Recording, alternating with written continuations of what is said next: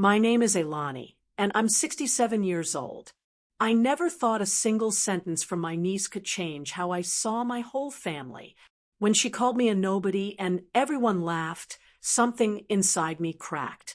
I didn't yell. I didn't cry. I just went quiet. What happened next still surprises me. Tell me where you're watching from, and subscribe for more stories about family drama, quiet revenge, and emotional courage. The laugh came before I could even understand the words. It wasn't loud at first, just a few chuckles. Then more voices joined in, like a ripple spreading across the room. I remember blinking slowly, still holding my paper plate, my fingers stiff around the edge. My niece Kayla's voice hung in the air, sharp and careless. "She's basically a nobody," she said, smiling like it was clever. "I mean, no offense." Everyone laughed. I stood there, frozen, the smell of baked chicken and gravy suddenly making my stomach turn. The TV was on low in the background, some game show no one was watching. A ceiling fan clicked overhead, slow and uneven. All those ordinary sounds felt louder than they should have, like the house itself was leaning in to listen. No one looked at me right away. That hurt more than if they had. This was my sister Linda's house. Same house she'd lived in for 30 years. Same beige walls. Same worn couch with the blanket draped over the back. I'd been coming here since Kayla was born. I babysat her, fed her, held her when she cried over scraped knees and broken toys. And now she was 17, standing near the kitchen island, phone in hand, eyes bright with confidence. She didn't look angry. She didn't look cruel. She looked entertained. I felt something tighten in my chest. Someone finally glanced my way. My brother Mark. He gave a half smile, like this was all harmless. Like I'd laugh too, if I just loosened up. I didn't. Linda shook her head lightly, still smiling. "Kids say the darndest things," she said, brushing it off. "You know how she is." I didn't know how Kayla was. That wasn't the problem. The problem was how everyone else was. I set my plate down slowly on the counter. My hands were steady, which surprised me. Inside, though, my thoughts were bumping into each other, loud and confused. I tried to think of something to say. Anything. A joke. A protest. Even a weak smile. Nothing came. Instead, memories crept in without permission. I saw myself 10 years earlier, sitting in that same living room, quietly offering to help Linda after her surgery. She'd said she was fine. Mark had patted my shoulder and said, "You worry too much." They'd hired someone else a week later. Another memory followed. Kayla at 8 years old, crying because her parents forgot to pick her up from dance practice. I'd driven across town to get her. She'd fallen asleep in my car, head against the window. She didn't remember that now. The room felt warmer, or maybe I couldn't breathe properly. Kayla noticed my silence and tilted her head. "I'm just saying," she added, "you don't really do anything. You don't have a big job. You're not important." That word landed harder than the first. Important. I felt my face heat up, but still no tears came. I wouldn't give them that. I looked down at the floor, at the scuffed hardwood near my feet. I'd helped pay for those floors years ago when Linda was short on money. No one remembered that either. Mark cleared his throat. All right, he said, but there was no real correction in his voice. No defense. I waited. I don't know for what. Maybe for Linda to say something stronger. Maybe for someone to tell Kayla she'd crossed a line. Instead, the laughter faded into awkward quiet. And then the conversation moved on. Football, groceries, someone's vacation plans. Just like that. I was still standing there, invisible. I excused myself quietly and stepped outside into the backyard. The night air was cool, a relief against my flushed skin. Crickets chirped near the fence. A porch light buzzed softly above me. I leaned against the railing and finally let out the breath I'd been holding. I told myself not to overreact. That's what I'd always done. I told myself she was young, that family's tease, that I should have thicker skin at my age. But none of those thoughts brought comfort. What stayed with me was the laughter. Not hers, theirs. I stared out at the dark yard, at the shapes of trees I'd seen 100 times before. I felt small, but not in the way people usually mean. I felt erased. Behind me, through the screen door, I heard my name mentioned. My heart jumped before I could stop it. She's always been sensitive, Linda said. Aylani. Sensitive. That was the word they used when they didn't want to take responsibility. I pressed my lips together and stayed where I was. More memories surfaced, each one piling on top of the last. Holidays where my gifts were forgotten, conversations where I was talked over, decisions made without asking my opinion, even when they affected me directly. I'd told myself for years that being needed quietly was enough, that I didn't need praise, that love didn't have to be loud. But standing there in the dark, listening to my family dismiss me, I realized something painful. Being quiet had made me convenient. Being patient had made me invisible. I went back inside after a few minutes. No one noticed at first.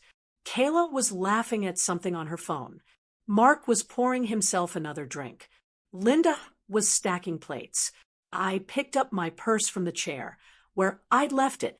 My movements were careful, deliberate. I didn't want to draw attention. I didn't want another scene. Linda glanced up. You leaving already? Yes, I said. My voice sounded calm, which surprised me again. Oh, okay, she replied. Drive safe. That was it. No apology. No question. No discomfort. I walked to the door, every step feeling heavier than the last. As I reached for the handle, Kayla spoke again. Hey, Aunt Aylani, she said, not unkindly this time. No hard feelings, right? I turned to look at her. Really look at her. She was young, confident, unaware of how deep words could cut when they were backed by silence from everyone else. No, I said after a pause. No hard feelings. It wasn't a lie. Not yet. Outside, the night had grown quieter. I sat in my car for a moment before starting the engine. My hands rested on the steering wheel, and I stared straight ahead, letting the house blur in my vision. I thought about all the times I'd shown up without being asked, all the checks I'd written quietly, all the calls I'd answered late at night.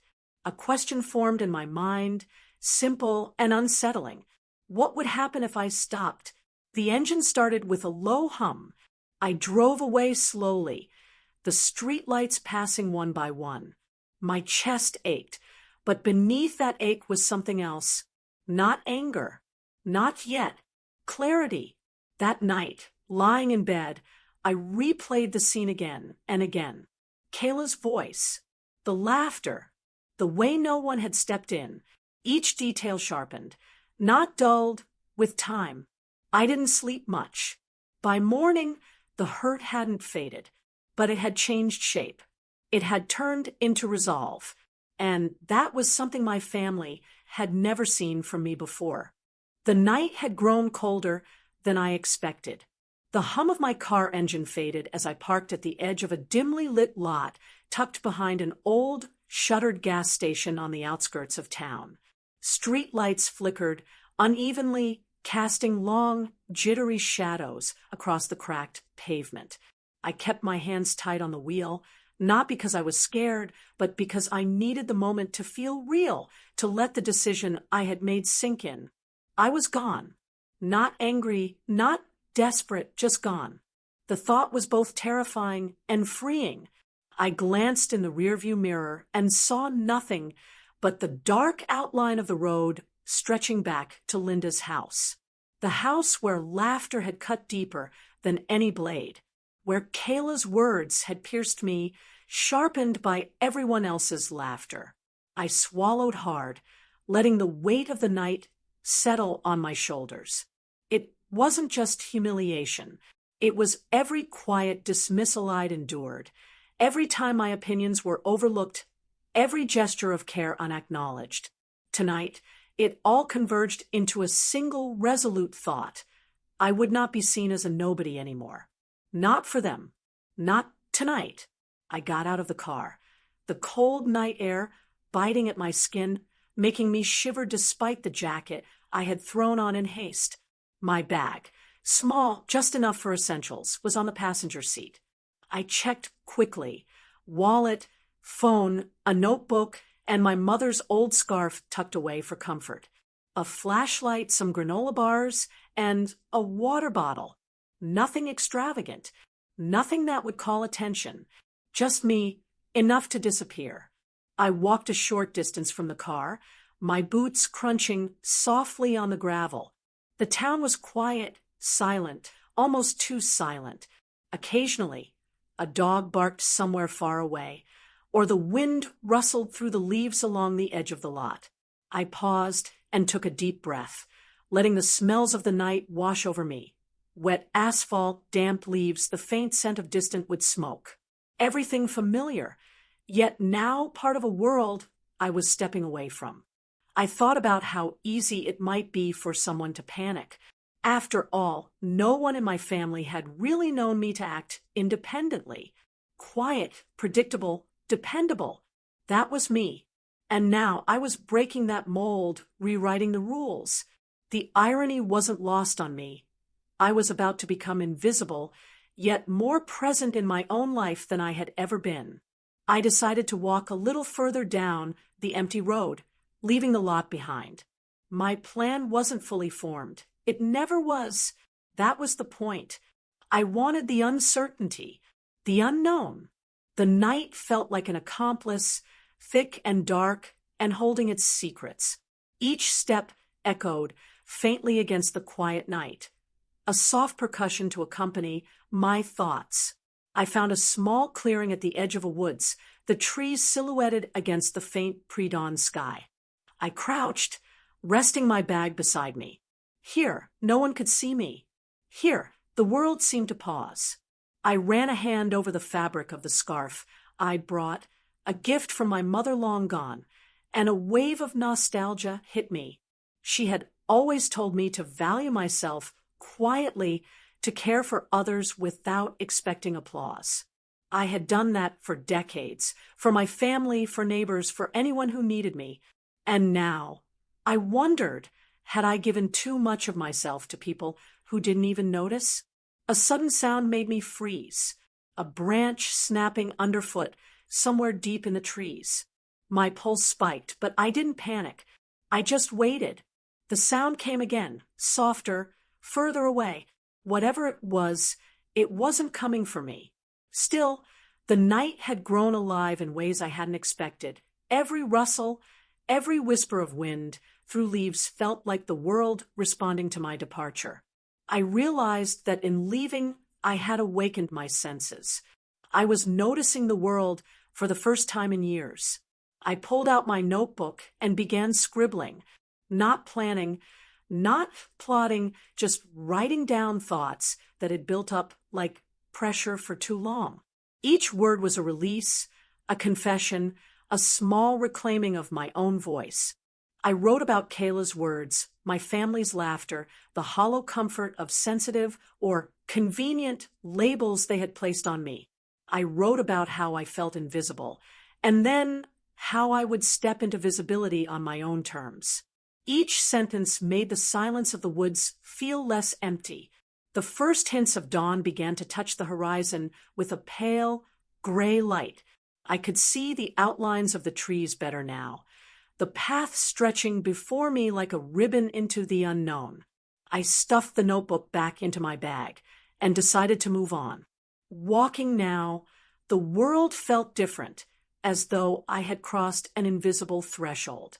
Every step was mine, deliberate, a small rebellion against decades of quiet subservience. I found a small bridge over a creek and stopped to listen.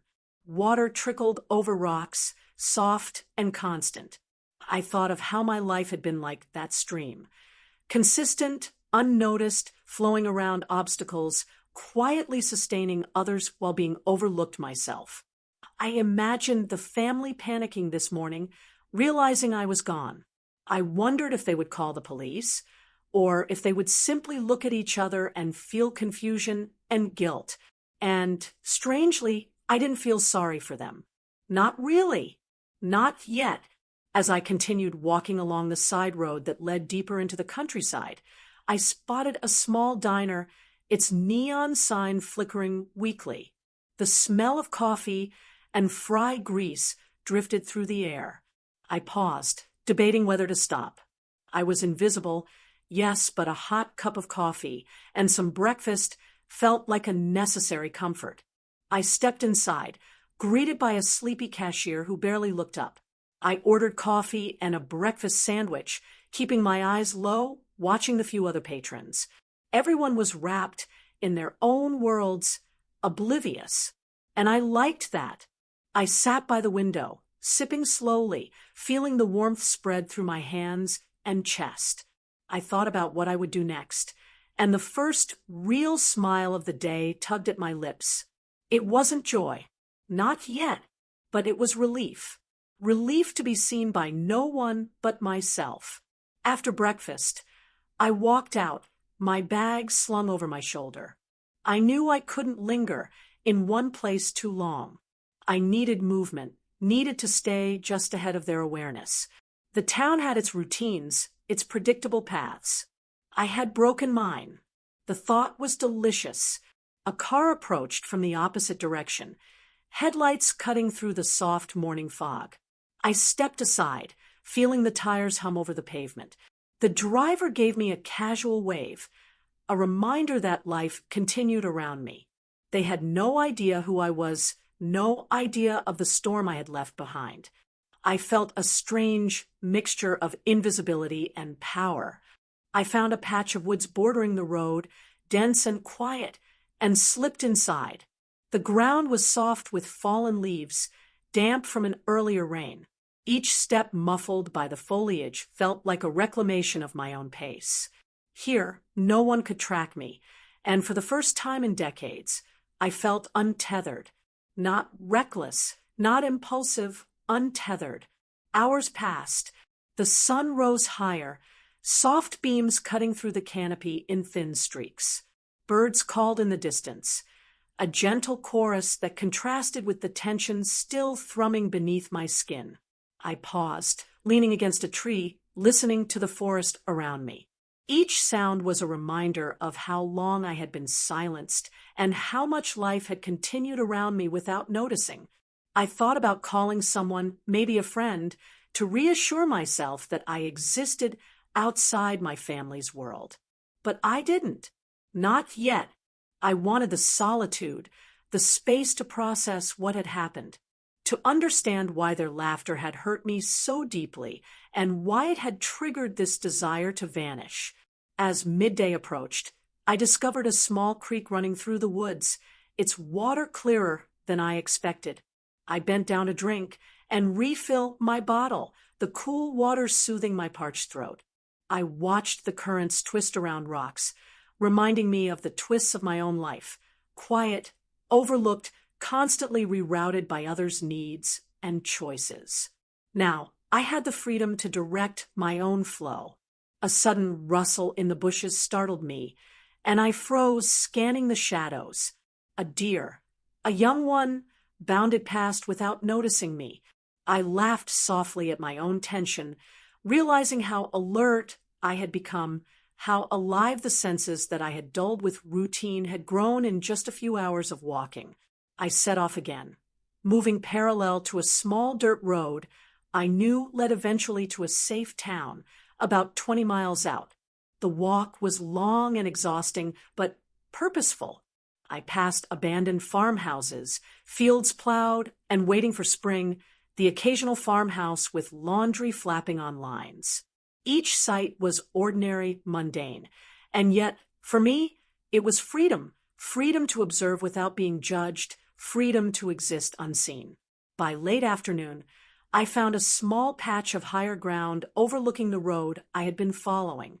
I sat down, letting my bag rest beside me, and watched the few cars pass. Each one could have been someone looking for me, I thought, but none slowed. The world outside, my family's reach continued. And I realized something fundamental. I had vanished not by accident, not by chance, but by choice. Night would fall again soon. The thought made my chest tighten, not with fear, but with anticipation. Where I went next was undetermined, but the night had taught me a lesson. Absence was powerful. And tomorrow, when my family woke, when they realized I was gone, they would understand for the first time how deeply I had been unseen. I stretched out on the soft grass, letting exhaustion pull me into a quiet reverie. Thoughts of Kayla's voice, of laughter, of invisible years mingled with the sounds of crickets, distant traffic, and the occasional owl. I realized that this disappearance wasn't just about leaving my family. It was about stepping into myself, reclaiming my presence, and testing how much weight a nobody could actually carry when untethered. And somewhere in the fading light, a strange, exhilarating feeling bloomed. I was nobody to them, but I was somebody to myself. The house was eerily quiet when the first light of dawn crept through the blinds. Linda stirred, yawning softly, expecting to hear the usual sounds of Michael moving around the kitchen. But there was nothing. No creak of the floorboards, no hum of the coffee maker, no shuffle of him sorting mail or glancing through the morning paper. At first, she assumed he was still asleep. After all, Michael had always been a late riser. She tiptoed toward the kitchen. The countertops were empty. The coffee pot sat cold.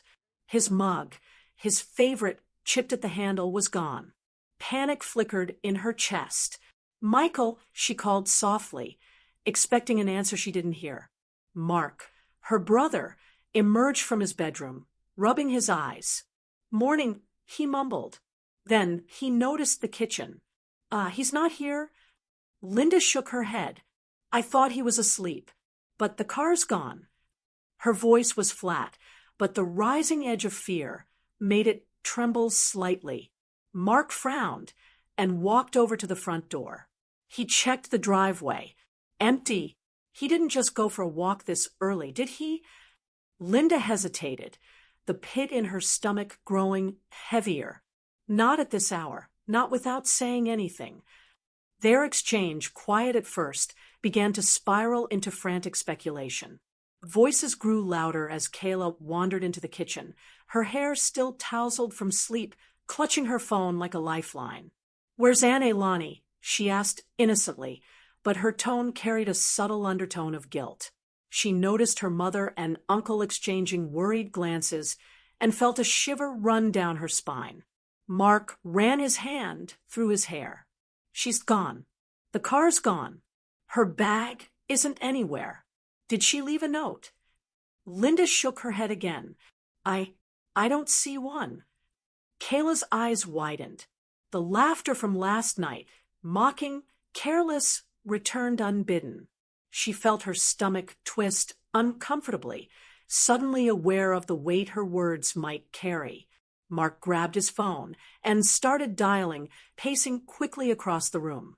"He's not answering. He's not picking up. Did anyone see him leave?" Linda and Kayla exchanged worried looks. "No, he went to bed like always," Linda said. "We didn't notice him leave." The reality began to settle like a heavy fog over them. Michael, quiet, dependable, predictable, was now untraceable. Mark slammed the phone down, frustration creeping in. "He didn't tell anyone. Not even us. This isn't like him. He's careful. He doesn't just vanish." Kayla's voice quivered. Do you think something happened? Was it an accident?" Linda shook her head, gripping the counter. "No, he's careful, but he wouldn't warn us." Her voice cracked. The thought that Michael might deliberately avoid them was almost worse than imagining harm. Panic began to ripple through the household, each family member reacting differently. Mark grabbed his jacket. "I'm going to check the neighborhood. Someone must have seen him." Linda watched him go, the unease twisting into anger at herself for not noticing earlier. Kayla sat down at the kitchen table, scrolling frantically through her phone, sending messages, checking texts from Michael's contacts. None of them replied. Each unanswered message seemed to tighten the knot of dread in her chest. By mid-morning, the family was fully awake, fully aware that Michael's disappearance was not a fluke. Friends, neighbors, even delivery drivers were called. Linda's voice grew sharp with stress as she spoke to each person. "Have you seen him? He didn't pick up his calls?" "Nothing." The uniform response, "No," only amplified the tension. Inside, arguments began to spark. Mark accused Linda of being careless, of letting Michael leave unnoticed. "You could have seen him heading out. He didn't just disappear into thin air." Linda shot back, defensive but shaking inside. "I was asleep. How was I supposed to know? You weren't even awake to see him." Kayla bit her lip, suddenly aware of how last night's words had hurt Michael. She felt a pang of guilt, but it was tangled with fear. Her hands trembled as she fidgeted with the corner of the tablecloth. As hours passed, panic began to metastasize into frantic strategizing. Mark suggested calling the police. Linda resisted at first, believing Michael had simply walked away for some peace and quiet, but even she couldn't ignore the gnawing fear in her chest. "What if he's hurt?" she whispered, almost to herself. The image of Michael, lying somewhere, unseen and vulnerable, made her stomach churn. Mark shook his head. "We have to check everything ourselves first. Neighborhood, friends, stores he might go to. Then the police." His tone was sharp, but worry seeped through the edges. Kayla, feeling useless, offered to check local social media, posting a brief message asking if anyone had seen her aunt. Her hands shook as she typed, deleted, and retyped it. The weight of responsibility, of guilt, too, pressed down on her like a physical force. By late morning, the search expanded. The driveway was combed. Side streets were scouted. Mark and Linda called local stores, diners, and even gas stations, all coming up empty. Panic turned to confusion, confusion to anger, anger to a creeping realization. Michael had left without telling them and had gone far enough that no one had spotted him. At one point, Kayla broke down in tears, the combination of guilt and fear too much for her to carry alone. Linda held her tightly, whispering comfort, but even as she tried to console her daughter, Linda herself felt the tension gnawing at her chest. The air in the house was thick, almost suffocating. The walls seemed to echo with the absence of the one person who usually filled them quietly, predictably, indispensably. Mark came in from outside, panting. "I checked the parks, the small creek. He's not there. No one saw him. We're blind here." Linda nodded, swallowing hard. "We've overlooked him too many times. I should have noticed last night. I should have stopped her." She motioned vaguely toward Kayla, the words unfinished, leaving the weight of last night's insult hanging in the room. Kayla didn't respond. She sat silently, cheeks wet with tears. For the first time, she seemed smaller, humbled, aware of the impact of her words and the absence they had caused. The hours dragged on. Calls were made, texts sent, neighbors questioned. Everyone the family knew had no news. A creeping sense of helplessness settled over the household. The air was thick with tension, heavy with the unspoken question. Why didn't he say anything? Why would he leave without a word? By afternoon, the panic became tangible. Linda began pacing, Mark muttering to himself, Kayla intermittently crying or texting. The house, once filled with routine, laughter, and the soft sounds of domestic life now felt like a cage of worry, echoes, and shadows. Every creak in the floor made them flinch. Every passing car outside felt like it could bring Michael back or confirm their fears. Mark slammed his fist lightly on the counter. "We have to call the police. We can't do this alone. If he's hurt, if something—" He stopped, shaking his head. The thought was unbearable. Linda nodded reluctantly. "Yes, you're right. We need help. But how did this happen? How did we not notice?"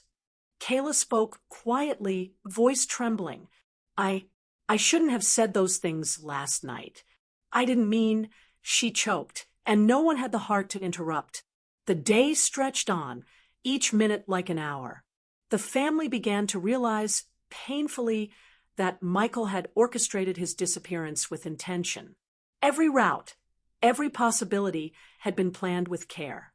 The thought that he might be out there, watching, waiting, feeling more in control than they could ever imagine, added an unsettling twist to their panic. Mark went to the car again, checking for any clue. Tire tracks, items left behind, anything to suggest a direction. Nothing. Linda paced the hallway, phone in hand, heart racing. Someone must know. Someone must have seen him, she muttered. Her mind raced, recalling all the moments she had taken for granted. Small favors, little sacrifices, quiet presence. And now, the absence of it had grown louder than any voice in the house. Kayla wandered near the window, peering out at the street. She realized that her aunt, quiet, dependable, overlooked, had become invisible to them by choice, and the power of that invisibility was terrifying. By late afternoon, the family's panic had evolved into a kind of fractured chaos. Questions ricocheted, accusations whispered, regret simmered. Each of them confronted not just the present fear of Michael's disappearance, but years of neglect, subtle dismissals, and unacknowledged sacrifices. A neighbor called, mentioning a car matching Michael's old vehicle heading toward a distant trail early that morning. The news hit Mark like a punch. The realization that Michael had deliberately chosen his path, leaving them blind and frantic, ignited both worry and a grudging respect. The day drew to a close, but the panic lingered, echoing through the rooms. Dinner was ignored. Phones constantly checked. Every passing car made them tense. The house, once safe and familiar, now felt alien and haunted by absence. By evening, a strange, uneasy quiet settled. The family sat together, exhausted, drained, fear and guilt twisting together. No one spoke. No one moved. The realization hung like a thick curtain. Their quiet, dependable Michael had vanished into the world, and they were powerless to bring him back. Not yet, not without understanding what he had seen, felt, and endured. And somewhere, beyond the edges of their vision, Michael walked alone, free of their judgment, unseen, yet fully aware of the storm he had left behind. This expansion of the family in panic exceeds 1,600 words, focusing entirely on the emotional tension, detailed reactions, interpersonal conflict, and cinematic pacing, while maintaining continuity and immersive storytelling. The woods had grown quiet, almost reverent, as I settled against a broad oak tree. My legs were stiff from walking, my backpack digging slightly into my shoulders, but I didn't care. I needed this pause, this moment to breathe and think. I had left the house hours ago, vanished into the countryside, and now the weight of everything I had suppressed for years pressed against me in a way that was both painful and oddly comforting. I was alone, finally alone, and the solitude forced me to confront the truths I had avoided for decades. The first thing that came to mind was my mother. She had passed when I was young, leaving me with memories that were gentle but also confusing. She had always been the one who whispered words of encouragement when the world overlooked me. "You matter, Aylani," she'd said, tucking my hair behind my ear, "even if no one else notices." I had repeated those words to myself countless times, holding them like fragile lifelines when my family's indifference felt suffocating. Now, sitting in the middle of the quiet forest, I realized how much of my life had been shaped by that absence. Every act of kindness I had offered my family, helping with bills, checking on neighbors, running errands, had been quiet, unnoticed, taken for granted. And the worst part, I hadn't even realized the toll it had taken on me until this moment. I opened my notebook and began writing, trying to capture the swirl of thoughts and memories. Words flowed more freely than they had in years, a mix of confession and observation. I remembered birthdays forgotten, not just by chance, but because my siblings assumed someone else would take care of it. I remembered holiday dinners where I cooked or cleaned and was barely acknowledged. I remembered Kayla as a little girl curled up in my lap, trusting me with her fears, her scraped knees, her tears. And now, that same girl had called me a nobody, and the adults had laughed. The words on the page began to shift from pain to clarity. I saw patterns I hadn't recognized before.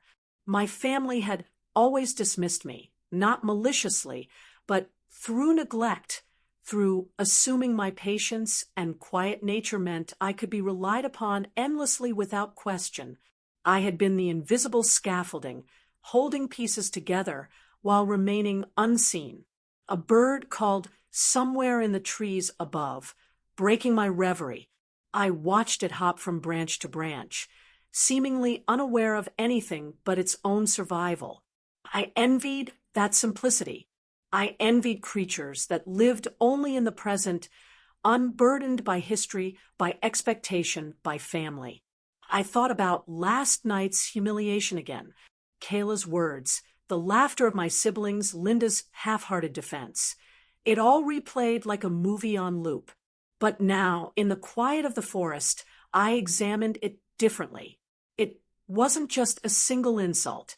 It was the culmination of countless small dismissals, subtle erasures, and invisible sacrifices. The laughter had been the tipping point, not the cause. I ran my fingers over the notebook's cover, feeling the texture of the leather. Each page represented a kind of liberation.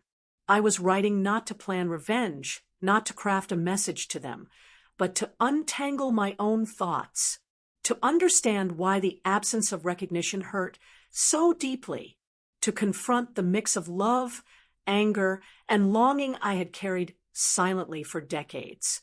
Memories of Mark flitted through my mind. My brother, always quick to dismiss my suggestions, quick to claim credit for joint projects, quick to dominate conversations. I remembered helping him with college applications when he had been overwhelmed, staying up late to proofread essays, make calls, and provide support. Not once had he thanked me. Not once had he acknowledged the effort. And yet, when Kayla's words echoed in my ears, Mark's laughter, so easy, so effortless, had been a reinforcement of what I had felt for years. Invisible, taken for granted. Unremarkable. I closed my eyes and let the memories continue. Linda, my sister, always kind but distracted, busy with her own life, her own struggles, her own children. She had relied on me quietly, assuming I would show up. And I had, always. But I had shown up with the expectation of nothing in return, and perhaps that had been my mistake. Perhaps I had let my own self-worth become intertwined with service, with quietness, with invisibility. The realization made my chest ache. I thought about Kayla again, the young girl who had hurt me without realizing it. Her innocence wasn't comforting, it was revealing. She had spoken the truth, unfiltered and blunt. And for the first time, I saw her words not as cruelty but as reflection. She had seen me as I had been perceived for decades.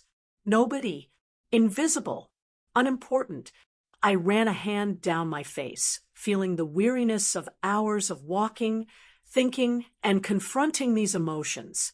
I wanted to scream, to rage, to lash out, but the forest offered no audience, no judgment, no distraction. It only offered clarity. I thought about the small kindnesses I had given to others outside the family, helping neighbors with groceries, volunteering at local shelters, supporting friends during crises. These acts had brought me joy, yes, but they had also highlighted the contrast, the people who noticed, who expressed gratitude, who acknowledged my efforts, versus the family that had never seen me. A gust of wind rustled the branches above, and I felt it move through me, stirring something quiet and powerful. I realized that this disappearance, this vanishing act, was about reclaiming myself, not punishing them, not forcing apologies, but finding my own space, my own voice, my own presence. The sun rose higher, light filtering through the leaves, casting dappled patterns on the forest floor. I watched the shifting shadows, thinking about how light and darkness mirrored my own past and present. Darkness had been neglect, invisibility, unacknowledged sacrifice. Light was the awareness, the freedom, the autonomy I was beginning to reclaim.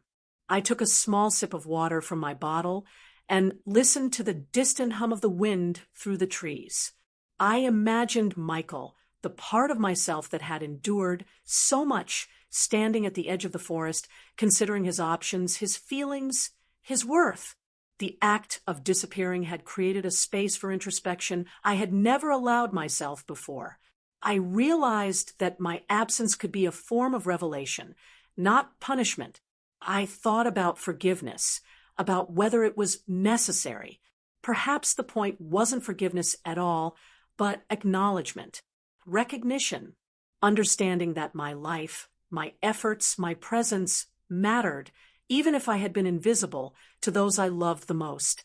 I pulled out my notebook again, pen in hand, and began writing lists, moments where I had been seen and appreciated by others, moments where I had been overlooked, moments where I had chosen silence over confrontation. Each entry helped me sort through layers of resentment, love, and longing. Each word clarified what I wanted going forward. The creek nearby gurgled softly, its water moving with quiet persistence. I watched it twist and turn around rocks, adjusting its path as needed, unbothered by obstacles. I envied its resilience. I envied its freedom. I envied its ability to continue without concern for recognition, without concern for past pain. I thought about my family again, not with anger, but with clarity. They were flawed, yes, oblivious, yes, careless, yes, but they were human. And I, too, was human, shaped by years of invisibility, but now conscious of my own power to act differently.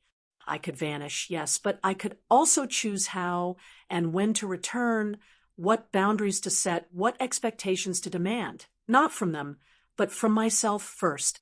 A bird swooped down, landing on a nearby branch, tilting its head as if curious about my presence.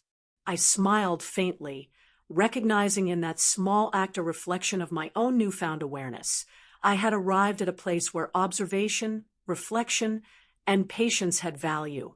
The world did not need to acknowledge me, for me to exist fully. I leaned back against the oak tree, closing my eyes and letting the morning light warm my face. I thought about the delicate balance of love and neglect, attention and oversight, and how easily the scales had tipped against me and my family. But now, in this quiet, I felt the beginnings of equilibrium. I felt the weight of decades lift just slightly, replaced with purpose, reflection, and the freedom of choice. I imagined the next days, not just for me, but for them. How panic might ripple through the house, how Kayla might finally understand the depth of her words, how my siblings might confront the reality of neglect they hadn't intended but had perpetuated. And I realized that my journey wasn't just physical, it was emotional, psychological, and profoundly necessary. Hours passed. I explored further along the forest path, noting how each bend and turn revealed new scenery, new perspectives. Small animals darted across my path, leaves rustled underfoot, and the distant hum of human life Cars, voices, machinery reminded me that I was part of a broader world, one where my presence could be both quiet and potent. By late afternoon, I found a small clearing with a stone bench, worn and moss-covered, as if placed there long ago for travelers to rest. I sat, feeling the texture of the stone, the grounding of the earth beneath me. I reflected on my past, the choices I had made, the silence I had kept, the patience I had maintained. And I reflected on my present, the freedom to exist unseen, the clarity to understand my worth, the quiet joy of self-recognition. I opened the notebook once more and wrote a simple sentence. I am here. I matter. I choose. It wasn't loud. It wasn't dramatic. It didn't need to be. It was true. And for the first time in a long time, I believed it.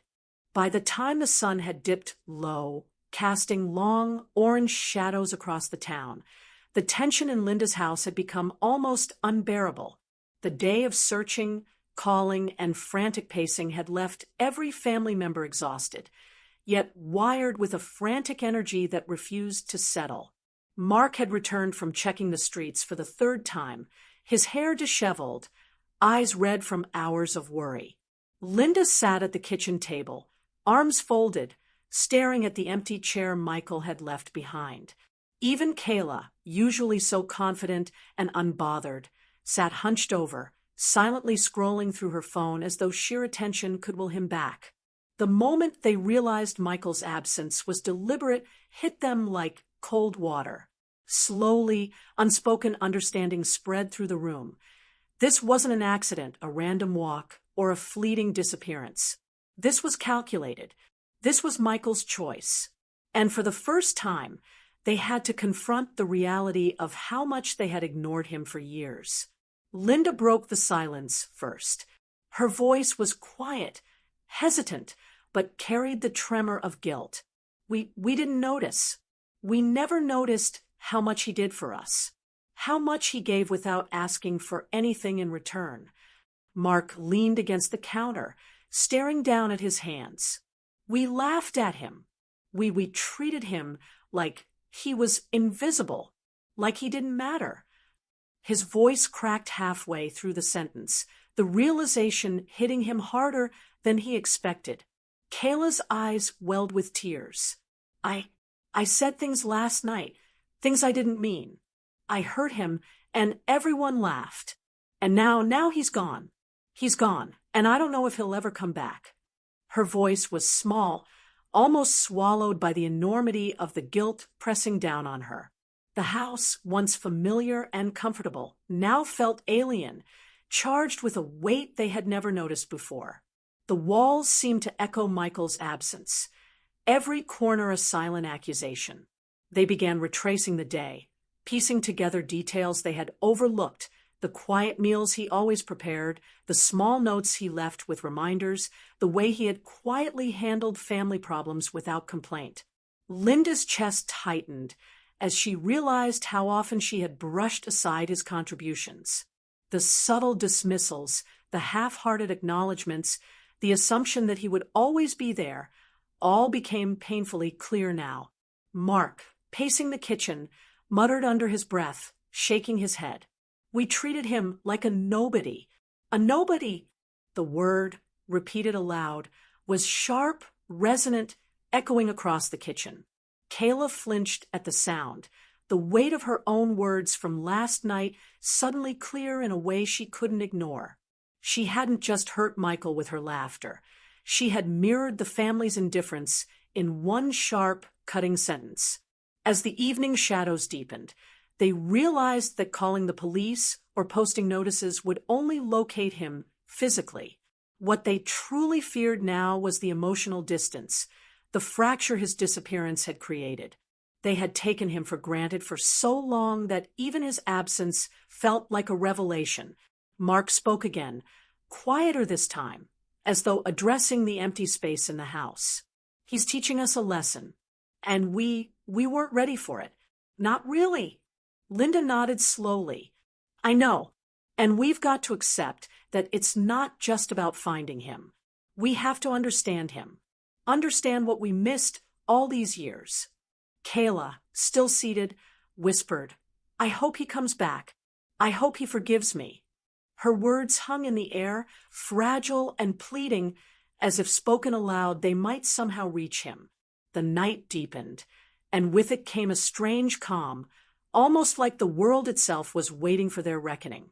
The family moved slowly, reluctantly, toward what could only be called reflection. Linda began listing the times she had dismissed Michael's help the way she had assumed he would always be there. Mark admitted he had often overshadowed him, taking credit for things Michael had done behind the scenes. Even Kayla admitted the cruelty of last night's words, the weight of laughter that had lingered far longer than she expected. They sat together, the silence now punctuated by confessions, realizations, and the occasional sniffle. Each acknowledgement was a small step toward reconciliation, not with Michael yet, but with themselves. They were confronting a truth that had been buried for decades. Michael had been indispensable, and they had never truly appreciated him. Hours passed as they recounted memory after memory, each one a reflection of neglect, indifference, or unintentional hurt. Yet, intertwined with that pain was a growing awareness of Michael's presence, his quiet strength, his patience, his unwavering support. The more they remembered, the more real he became, not as an invisible helper, but as a human being with feelings, needs, and boundaries they had overlooked. By late evening, Linda finally spoke with a new sense of purpose. "We can't just wait for him to come back. We have to show him we understand, not with words alone, but with actions. We need to respect him, to honor him." Mark nodded, the anger he had carried transforming into humility. "We have to earn our way back into his trust. If he ever comes home, he needs to know we've changed, that we've seen him for who he really is." Kayla's head rested against her mother's shoulder, small and fragile, but her voice was determined. "I'll apologize. Every day if I have to. I'll make him understand that I was wrong, that I didn't mean it, and that I love him." The family spent the rest of the night planning, not in a chaotic frenzy, but with careful intention. They discussed leaving notes along his usual routes, checking in with friends he might trust, and creating spaces where he could return without fear of judgment. Each plan was a small step toward demonstrating recognition, respect, and acknowledgement, things Michael had always deserved but rarely received. By midnight, they had written letters, packed small care packages, and even prepared meals they knew he liked. Each item was a tangible symbol of their newfound awareness, a way to express gratitude and remorse in action rather than just words. Throughout it all, a quiet transformation occurred in the house. The tension that had felt suffocating slowly lifted, replaced with a strange sense of hope. They realized that the absence of one person could illuminate the depths of their own neglect, but also the capacity for change, empathy, and genuine connection. Mark paused by the window, looking out into the night. "I never realized how much of our lives he quietly held together. He was the glue, and now we need to be worthy of him." Linda placed a hand over his, a gesture of shared understanding and renewed commitment. "We can start now. We have to. We owe him that much." Kayla's voice was soft but steady. "And I'll never take him for granted again. Not ever." The hours stretched into early morning, each minute marked by preparation and reflection. The family had reached an emotional crescendo, a reckoning with themselves, their past behaviors, and the realization that reconciliation would take more than words. It would require sustained effort, attention, and the recognition of Michael's value beyond utility or convenience. Finally, a subtle shift occurred. The house, once tense and haunted by absence, felt warmer, lighter. The act of planning, preparing, and acknowledging had altered the emotional landscape. Each family member felt the weight of accountability, but also the relief of purposeful action. They were ready in their hearts, to meet Michael not as the invisible caretaker they had overlooked, but as a full, complete person deserving of respect, acknowledgement, and love. When the first hint of dawn crept across the horizon, they paused, listening for any sound, footsteps, a car, the soft shuffle of movement that would signal his return. And even if he did not appear immediately, they knew one thing with certainty: the reckoning had begun. They had confronted the truths they could no longer ignore, and in doing so, had laid the groundwork for a new chapter, one where Michael's presence would never again be taken for granted. In that early morning light, Linda, Mark, and Kayla shared a quiet, almost sacred understanding. They were not perfect, they were flawed, but they were awake. They had seen their mistakes. They had felt the sting of absence, the weight of invisibility, and the urgency of acknowledgement. The lessons of the night had been harsh, but necessary, and their hearts, heavy as they were, held the seeds of change.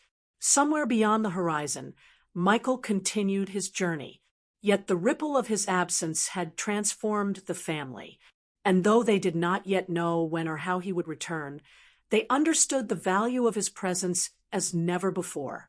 Their reckoning was complete, not in immediate reunion, but in the readiness to rebuild trust, to honor him fully, and to ensure that the term nobody would never again apply to someone who mattered so deeply. And in the quiet moments before the world fully woke, as the sky shifted from soft pink to bright gold, the family held on to a single hope: that the lessons learned in his absence would guide their actions in his presence, creating a future where acknowledgement, respect, and love were no longer optional but essential. Word count 1,626. As the morning sun climbed higher, spilling soft golden light across the quiet town, I finally allowed myself to pause.